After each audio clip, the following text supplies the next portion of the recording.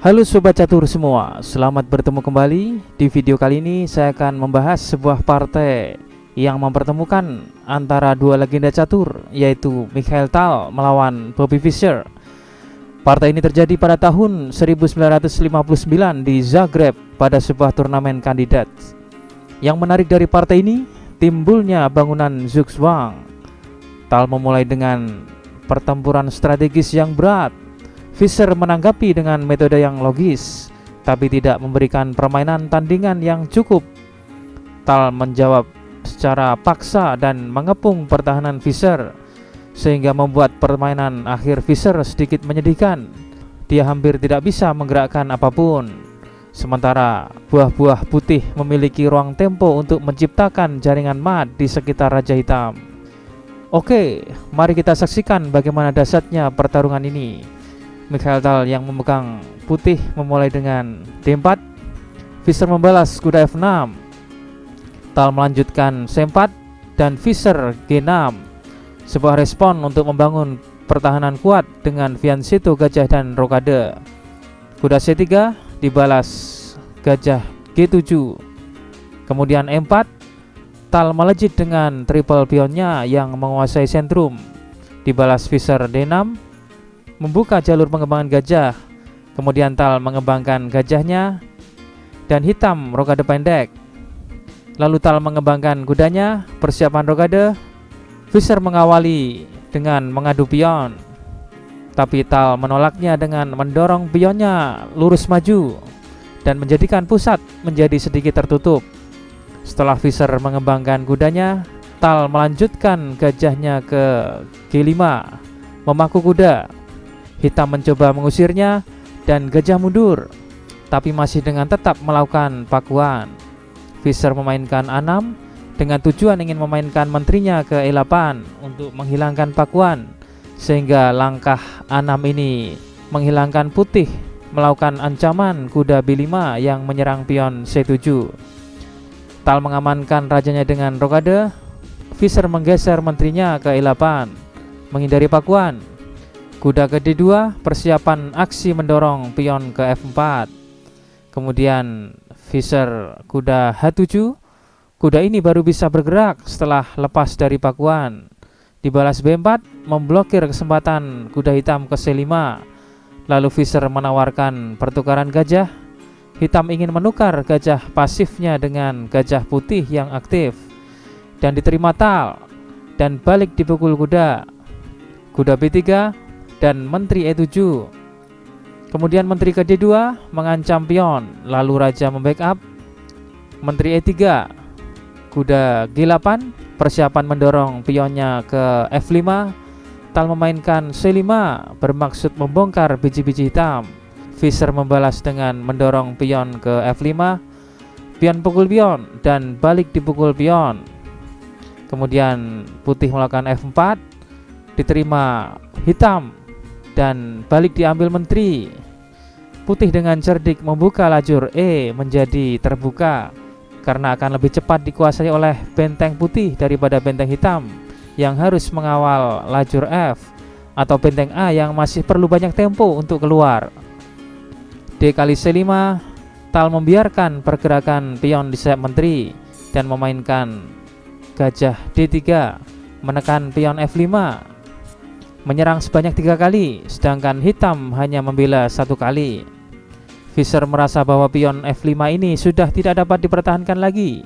Pion F5 dibiarkan tanpa tambahan perlindungan, tapi malah bermain C kali B4, ganti mengancam kuda. Tal memainkan langkah benteng A ke E1, mengancam menteri sambil memainkan bentengnya ke dalam permainan. Sebuah kemenangan tempo. Menteri ke F6, dan kembali Tal melakukan manuver benteng dengan mengancam menteri, tapi Tal membiarkan kuda terancam sehingga kuda dipukul menteri hitam. Gajah pukul pion, skak. Ada 3 kemungkinan hitam: raja ke H8 atau raja ke G7 atau benteng pukul gajah. Mari kita lihat satu persatu. Bila raja ke H8, maka benteng kali H6 skak, dipukul kuda, balik dipukul benteng. Raja ke G8 dan Menteri H7 skakmat. Atau bila Raja ke G7, maka putih bisa melanjutkan bentengnya ke G6 melakukan skak. Bila Raja ke pojok H8, ada ancaman benteng kali H6. Bila Raja ke H7, ada ancaman discover skak benteng G3 mendapatkan menteri. Bila Raja ke F7, ada ancaman berbahaya menteri ke E4, disusul gajah bergerak melakukan discover skak. Oleh karena itu, di partai aslinya Fischer menjalankan benteng kali gajah. Balik dipukul menteri, skak. Raja ke H8, benteng F3 mengancam menteri. Pas sekali langkah ini, sampai-sampai hitam tidak bisa melakukan skak, karena setiap potensi skak hitam sudah dijaga oleh perwira putih. Terpaksa menteri menyingkir ke B2. Hitam tidak memiliki cara untuk menghalangi badai-badai perwira putih. Tal benteng E8, dengan ancaman selanjutnya benteng ke G3. Fischer merespon dengan kuda D ke F6, secara bersamaan menekan menteri dan benteng, sehingga mengakibatkan pertukaran menteri dengan menteri pukul kuda. Balik dipukul menteri dan benteng putih mengambil. Sekarang putih menang kualitas perwira, tapi kalah pion. Secara posisi putih menang karena perwira lebih aktif, sedangkan semua perwira hitam boleh dikata masih tidur di posnya masing-masing. Oke, kita lanjutkan. Fischer melanjutkan rajanya ke G7 dan benteng F ke F8 menyerang kuda. Putih sebenarnya juga dapat menang dengan langkah sederhana benteng ke F3, tapi putih tampaknya tidak bisa menahan godaan untuk menempatkan lawannya menjadi zugzwang yang tidak biasa.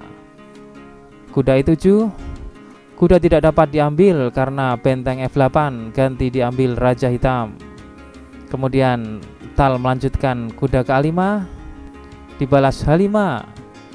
Tidak ada langkah bagus buat hitam. Hitam digiring dalam posisi zugzwang, artinya langkah hitam yang serba salah dan menuju posisi yang buruk. Pion C diikat oleh pion putih D. Kuda tidak dapat pergi karena harus melindungi gajah. Gajah tidak boleh pergi karena akan berakibat kehilangan benteng. Tal melanjutkan H4, memblokir pion hitam H dan juga menciptakan jaringan mat.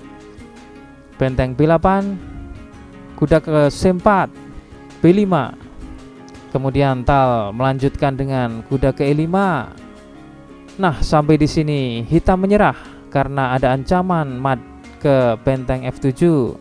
Apabila raja melangkah ke H6, maka benteng H8 skakmat. Dan salah satu cara untuk memperlama permainan adalah dengan gajah E6, tapi ini mengorbankan bentengnya dan hitam tetap kalah. Demikianlah partai dahsyat antara Mikhail Tal saat melawan Bobby Fischer di turnamen kandidat tahun 1959 di Zagreb. Selanjutnya akan kita tampilkan kunci jawaban problem catur video yang kemarin. Kuncinya adalah benteng ke B1. Apabila raja ke G7, maka menteri ke B7. Di sini ada 3 pilihan, raja ke F6 atau raja ke H8 atau raja ke H6. Apabila raja ke F6, maka benteng B6 skakmat. Di sini apabila raja ke H8, maka menteri ke B2 skakmat.